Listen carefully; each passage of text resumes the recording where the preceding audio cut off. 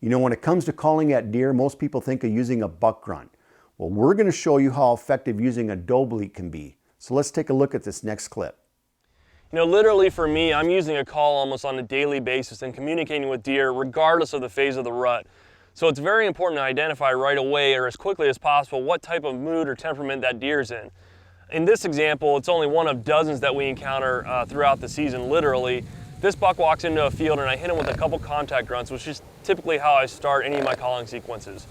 Once I hit him with a couple of those grunts and I can start to perceive that really it's obvious he's been on the run most of the day chasing does. He's probably been around several other bucks. It's a little bit later in the season and more than likely there's multiple bucks on one doe that he's been dealing with throughout the entire day. So when I was grunting towards him, and after I could acknowledge that he actually heard the grunts, I could tell that he's been messing with a bunch of other bucks throughout the day. So I shifted my grunts to a breeding grunt, which signified that I was actually a buck breeding a doe, and he stopped just for a second, somewhat acknowledged me and moved on again.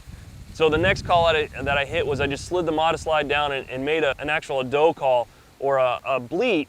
It was clearly all that he needed to know that there was definitely a doe down over the hill that was being bred, and that's what drew him directly to the stand. And it's obvious, you can tell exactly when that call's hit. When it hits his eardrums, he knows instantly that that's the time to come on over and check out to look for the girlfriend he's been after all day.